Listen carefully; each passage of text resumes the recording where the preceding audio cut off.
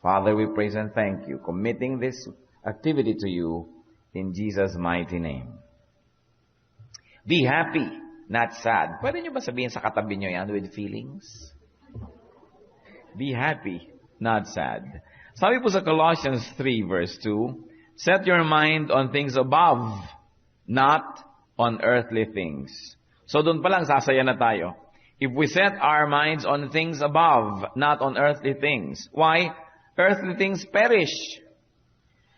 Yung mga nagpapasaya sa atin ng mga earthly things, yan ay napapanis, nasisira, naluluma, nagde-depreciate, nananakaw. Kaya kung nakaset daw yung minds natin on things above, where the Lord is, and where there's permanence, and when nobody can rob you of what the Lord allows you to enjoy, then immediately, your whole attitude will change. Our whole perspective and point of view will change. How to be happy is a quest that many people are fighting for, working for all their lives. Kaya nga po si Solomon, in all his wisdom, and the Bible tells us that no one walked the face of the earth wiser than Solomon was. Siya talaga yung pinaka-wise sa lahat. At sinabi niya, maraming bagay walang kwenta, they are vanities, meaningless. Sabing ganon, kaya kailangan na iintindihan po natin how to be happy. Ang buhay lang daw ay sasandali, pahiram lang, kaya kailangan maximize happiness. How to be happy. I like to share 5 points from Scripture with you today. First of all, you want to be happy, think about the good. Philippians 4:8. Finally, brothers, whatever is true, whatever is noble, whatever is right, whatever is pure, whatever is lovely, whatever is admirable, if anything is excellent or praiseworthy, think about such things. Ano mga pinag-iisip-isip po natin? Remember, our thoughts can make us happy or sad. Kung nag-iisip tayo ng mga less than noble things, mga things that are really wrong, impure, ugly, di lulungkot nga tayo. Sabi, isipin nyo ito bang ganitong bagay? Itong i-consider ninyo sa buhay, itong gawin yung pamantayan, itong gawin yung goal. Think about the good. Because our thoughts will always shape our behavior. Our thoughts will shape even our facial expressions. Everything begins with a thought. Sabi nga nila, sow a thought, reap an act. Sow an act, reap a habit. Sow a habit, reap a character. It all begins with a thought. If you decide to think about good things, if you decide to focus on such things, then such things come to you. Marami pong mga mahirap ipaliwanag na puwersa dito sa universe. Pero kung mag-o-observe po tayo, titingnan natin yung mga tao, yung mga palaisip ng pangit, palaisip ng hindi maganda. Tingnan ninyo kung masaya. Usually, miserable. So we should learn from the experiences of people around us. You should observe, so we will be spared the sorrow that many people have to go through because of their mistakes. So when you observe people and when you see how they live, how they die, then we're spared a lot of agony that many people have to go through. Do not be unaware of the ugliness in the world. Hindi naman yung parang Pollyannish yung mundo na everything is good and nice. Hindi naman talaga yung totoo. We must be aware also that there is such ugliness in the world, but do not dwell on gloom and doom.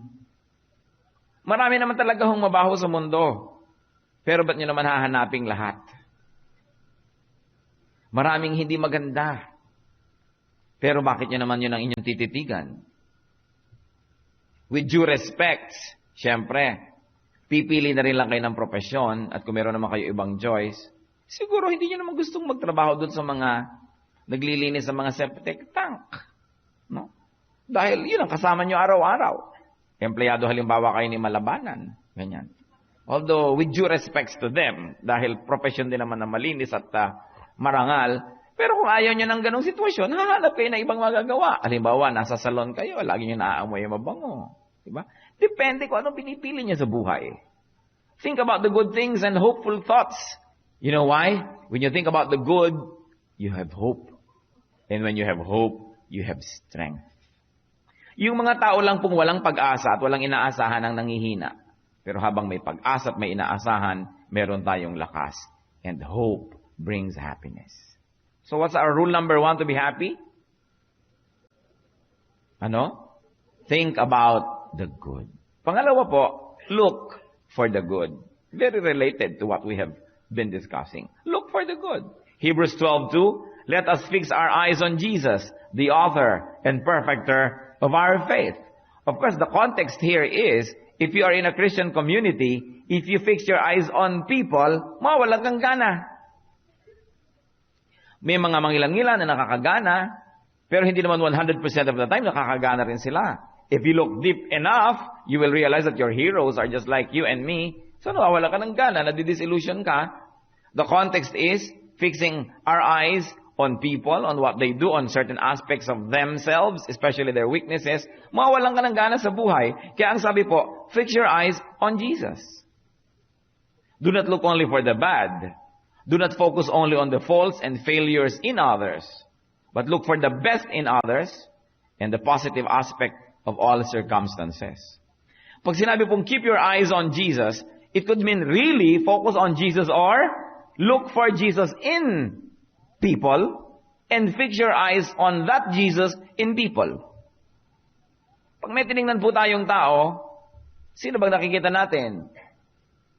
Kumisa nakikita niyo si Taning. Parang kitang-kita ko si Taning sa taong ito. It can happen. Sa atin din yun, pwedeng makita ng iba. Pero pag yun lagi ang hinanap natin, let's say there are 10 people, ano ba ang masama dito? Anong mali niya? Anong masama? Anong mali niya? Anong error niya? Eh di naging ka miserable. Because you know, one of the easiest things to do in life, and I guarantee that you will be successful when you do this, is to look for faults. Because when you look for faults in other people, you will always succeed. And sometimes your success is so resounding and so glorious that it destroys you. Kaya sabi, fix your eyes on Jesus. O eto yung asawa ko, eto yung anak ko, eto yung nanay ko, eto yung kapatid ko, eto yung employer ko, eto yung empleyado ko. I will look for Jesus in this person and I'll fix my eyes on that aspect. Kaya pwede bang masabi, mali-mali sa ganito, mali-mali sa ganito. Pero, nakita ko yung love of Christ, o yung righteousness of Christ, yung orderliness niya, o yung kanyang goodness, whatever. It is true that you will always find something wrong in a person, but it is also true that inside everybody, there is also something good. Kaya yung umiibig, alam nyo, ang pag-ibig laging selective yan eh. Also hatred, pareho lang. Yung umiibig, sabi nila, love is blind. Yes, you are blind to the faults of the one you love because you choose to be blind. Pagkamahal mo ang iyong anak, nakabasag. Anak, nasaktan ka ba? Pag may nakabasag, mahal yan. Eh kasi baka hindi mo mahal. Kaya mahal mo yung anak mo. So, nakakahanap ka ng dahilan. Siguro nahilo, siguro whatever. You always find excuses. Because you look for the good in the person. Eh kaya naman sabi mo, good na good ang anak kong ito. Eh yung pala kamukha nyo. Kaya mahal na mahal mo yung anak mo, kamukha mo pala. So, nakikita po natin, pag hinanap natin sa tao yung kamukha ni Jesus, mamamahal natin siya. When do you know that you're beginning to fall out of love? And there are people who fall out of love. Mga mag-asawang biglang gumigising one day, hindi na pala sila in love. That's terrible, no? When do you know that you're beginning to fall out of love? When you no longer hide from yourself the mistakes of the person. And when you no longer justify the mistakes. And in fact, kayo na nagko-condemn ng mga mistakes na yon. Siguro hindi na nga kayo in love. What it means, romantic love. Kasi yung mga motherly love naman, alam na wrong na eh. Nadja-justify pa rin eh. Hindi na kailangan niyang takpan yun eh. Mahal pa rin. So, kung mamahalin natin ang isang tao, hahanapin natin yung good sa kanya, you will also succeed. You want to be happy? Fix your eyes on Jesus. Fix your eyes on Jesus in every person. Especially in the Christian, and you will see a lot of it. Then you will be happy. Hindi ang lagi nating hinahanap yung masama, yung mali. Another way to be happy, Christian, is to listen to the good. Napansin niyo ba kung minsan, ang ganda-ganda ng araw niyo, meron lang kayong, may tumawag sa inyo, may nag-text sa inyo, o may nabalitaan kayo, nasira na ang buong araw niyo. Sometimes you don't want to even watch the news dahil baka hindi kayo makatulog. Many people listen to the bad, and so they become miserable. Romans 10:17, consequently, faith comes from hearing the message, and the message is heard through the work of Christ. That's not exactly the verse that suits what we're saying. But there's truth in that verse that says that Faith comes from hearing. Everything comes from hearing. Lack of faith comes from hearing. When you hear somebody who is a doubter, who gives you many kinds of doubts, happiness comes from hearing. May nasabi ang mahal sa inyo sa buhay, no, I love you, I miss you, happy ka na. Pero meron namang nasabing, ang tabang naman ang niluto mo, lonely ka na. Everything comes from hearing. So ang sinabi dito, listen to the good. Because if you listen to the bad, you will not run out of bad things to hear. About you, about others.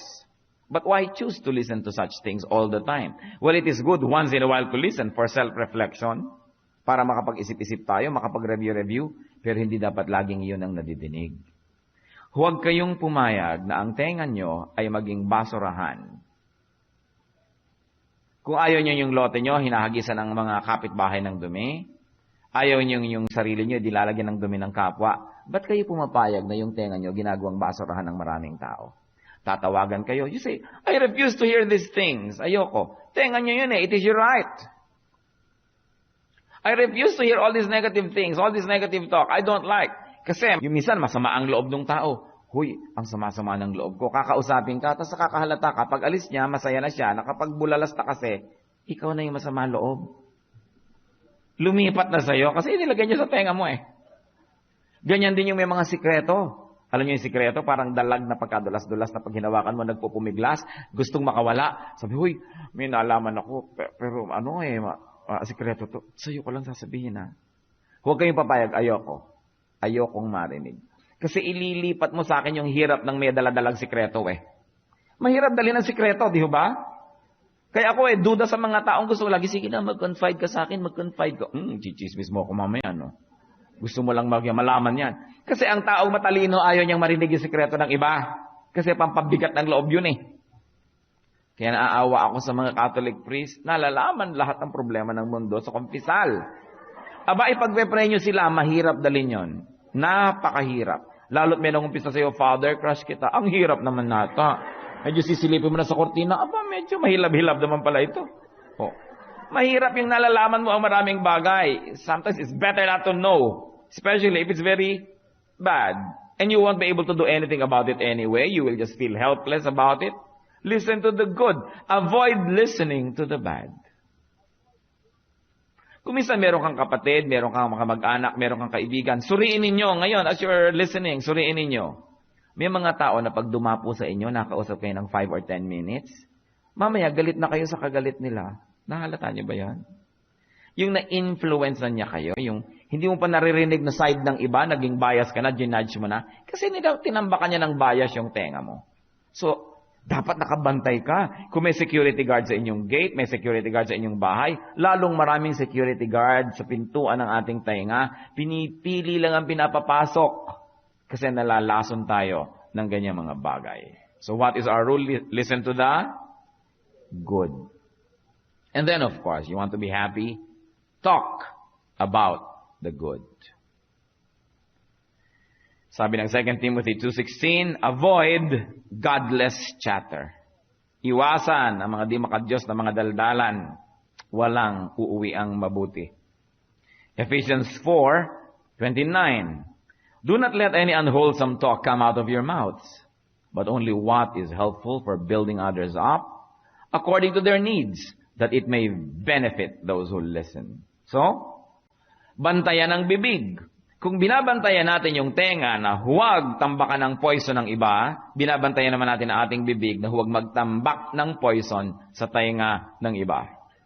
At huwag manira ng iba. Our words can be like honey that will soothe, refresh, serve those people around us who get it. But our words can also be like acid that can destroy people. So we should be watchful. Huwag daw payagan na may mga unwholesome talk na lumalabas sa ating mga bibig. Bantayan yan. At pag may lumalabas na word sa ating bibig, ano yon? Only what is good to build others up. Na pag nagbuka yung ating bibig, yung topic natin na tao, umimprove ang kanyang image, ang kanyang stature before the listeners, hindi yung bumaba. Because we will be responsible for destroying a person. At hindi nakakatulong sa nakikinig na pangit ang lumalabas sa ating bibig, kapintasan ng iba, kasi sila man ang tendency, kung may influence tayo sa kanila, maniwala. Nagkasala na rin sila, naging bias na rin sila, na-subvert na rin yung truth. In other words, we cause them to sin. Kasi, talk about the good. Pag sinusuri ko po, inoobserbahan ko yung mga taong miserable, malungkot, mga masusungit. Usually, ang mga topic nila, yung mga nakakainis na bagay. Hindi pa ako nakita ng tao ang sungit-sungit. Yung pag nilapitan mo nagagalit parang tigre, tas galit sa mundo. Pagkatapos pag nagtotok siya, ang topic niya ay, ang bango-bango ng sampagita. Wala pang ganon. Usually, ang mga topic niya yung mga kapangitan. Traffic. Yung ganon na nga, totoo na nga, lagi mo pang sasabihin. Lalo ka nang naapektuhan. Anong gagawin mo? Kung hindi ikaw ang traffic czar and you're a citizen and you observe traffic rules, that's your contribution. But refuse talking about it all the time and refuse hearing about it all the time. What's so new about it? Ang init-init. Siyempre, nasa Pilipinas ka, pumunta ka sa Norway. Ang init, siyempre, mainit dito. Traffic storm. 40 anyos ka na, 50 anyos, hindi mo ba alam yun na mainit sa traffics? Malamok, siyempre, nasa traffics ka eh. Magdala kang kulambo, katol, pero reklamo ka ng reklamo about things. Nagtataka ako, mga Pilipino, tuwing sabi, ang init. Mas mareklamo pa sa mga foreigner na nagpupunta rito. Para bang hindi nila alam na mainit talaga rito. But if you always talk about such things, what will happen to you? Mawawala ang iyong happiness, ang iyong contentment, maguguluhan ang iyong isip. Napakahirap. Kaya ang sabi sa Psalm 105 verse 2, sing to Him, sing praise to Him, tell of all His wonderful acts. So kung meron daw ilalabas ang ating bibig, mga pag-awit at papuri sa Panginoon, ikwento ang mga kabutihan ng Panginoon. Hindi lagi ikinukwento ninyo yung ginagawa ng biyanan ninyo na nakakainis. Yung yun na lang nang yun, wala nang bago. Kumisan makahalata kayo, kumisan iniiwasan na tayo ng tao. Ayaw ka ng kausap. Kasi siguro yung bubuka yung bibig mo, reklamo, mga daing, mga kung ano-anong mga problema, hindi na nakaka-edify sa kapwa. And do you know that it's very selfish to always talk about the bad things? Especially if it's what's happening in your life, around you, what you think. Kasi tinatanggalan nyo ng happiness yung tao sa paligid nyo. Inililipit nyo sa kanya yung inis, yung galit. It's unkind. So tinitingnan din natin yun. Hindi yung may tao ang saya-saya, dadating ka, biglang natanggal yung happiness niya dahil kinausap mo. Parang may dumating sa kanyang salot, and that salot could be you. So we watch our tongues. Optimistic Christians talk about God's goodness, God's graciousness, and greatness. But people who often talk of negative things discourage themselves, disappoint others, and displease God. Because God says, let good things come out of your mouths. Nakita niyo mga Israel, pag reklamo ng reklamo, puro negative ang sinasabi. Kung ano-ano nang ginawa ng Diyos, binuka ang lupa, pinakain sila sa lupa, lumubog silang buhay, pinadala sila ng mga ahas at tinuklaw-tuklaw sila. Sari-sari. Ayaw ng Diyos ng mga negative things coming out of our mouths. In the correct forum, yes. Kung merong discussion, merong analysis, yes. Why not? Para improve ang situation. Pero dito yung bubuka yung bibig mo na lang, ganun na lang ng ganun. Wala namang na-accomplish. Lumulungkot ka lang, lumulungkot ang iba. Natutuwa si Satan because Satan doesn't want you to be happy. So you have to fight for your happiness. Kung minsan ang happy-happy mo, may darating na tao, parang sa expression, parang, don't talk to me. Masaya ako ngayon, huwag mong sirain ang araw ko. Tuwing leap year ka lang pupunta sa akin. Kasi may taong ganyan, tuwing darating sa'yo, iinisin ka, gagalitin ka. Ngayon, kung talagang very legitimate yung concern niya, makakapag-counsel ka, makakapag-pray, why not? If you will accomplish something positive. But by now, you should know how to examine people around you and what they do to you and how they influence you. And also what you do to them and how they influence you. Happiness is the primary duty of life. Hindi naman tayo nilikha ng Diyos para maging malungkot. Sabi niya, lilikha nga ako ng tao at palulungkutin ko sila araw-araw. Hindi naman siguro gano'n ang Diyos. Gusto niya tayo mag-enjoy, gusto niya tayong sumaya. So you have to fight for it. Happiness is your birthright as a child of God. So you don't permit people to take that away from you. That's why you don't cling to people. You don't become too dependent on people. You don't love people too much because that will begin your sadness. Kaya sabi ni Lord, love the Lord your God with all your heart, with all your soul, with all your mind. Unahin siya. Pag inunan nyo yung tao, mahal na mahal nyo, ang tanong, mahal ba kayo? O mahal kayo ngayon, mahal pa ba kayo bukas? E di kawawa ka naman ngayon, kakaway-kaway ka ng puting panyo pag iniiwan-iwanan ka. Mamahalin natin ang tao pero hindi siya ginagawang idol, hindi ginagawang Diyos ng buhay natin. Kasi pag iniasa nyo sa isang tao yung kaligayahan nyo, I'm telling you, you will be sad. Kasi iiwan ka naman yan. At kung hindi ka niya gustong iwan, faithful talaga, namatay, di naiwan ka rin, pareho rin ang ending, iiyak-iyak ka rin. Kaya kailangan yung pagmamahal natin sa Diyos, siya yung center, siya yung focus. We love people, but not excessively to the point that they become idols and little gods in our lives. Nakita niyo si Abraham, anong hiningi sa kanya ni Lord na offering? I-offer mga si Isaac. Baka nagiging Diyos-Diyosan na ng buhay niya. Baka sobrang inantay, inasam nung dumating, baka nagiging idol. The Lord wanted it proven na hindi yan nangyayari. Abraham passed the test. So, Isaac was not taken anyway. Buhay natin umiikot sa Diyos. Pag pinaikot nyo sa tao, yung sinabi niya at di niya sinabi can make you happy or sad. Kawawa naman kayo noon, wala kayong center. You're like a vine, hindi kayo makatayo mag-isa, nakapulupot lang kayo para makarating sa taas. Pag nawala yung pinupuluputan, tanggal ka na rin. Dapat meron ka sariling trunk and branches, not a vine that clings only. So, think about such things. And then, you want to be happy, work for the good. Siguro kaya sinabi ni Lord, isa sa mga commandments, 6 days you shall labor. Because people who work are people who have the more capacity to be happy. The human body was designed in such a way that it should move and work. To the point that if it doesn't, you atrophy. Ano nangyayari sa iyo? Humihina yung mga buto, mga laman, hanggang mamaya, hindi ka na nagpa-function. Kaya yung mga tao nagkakaroon ng mga sakuna, mga kuno-ano, ang ginagawa, tinetherapy, pinapakilos, pinapagalaw. Kasi hindi ka sasaya nang hindi ka gumagalaw. Ang tao dapat kasi nagtatrabaho, kumikilos. Kaya tingnan niyo yung mga nalalagay sa mga preso, sa kawalan ng magawa, hanggang sa loob ng bote ng tentay patis, gumagawa ng barko.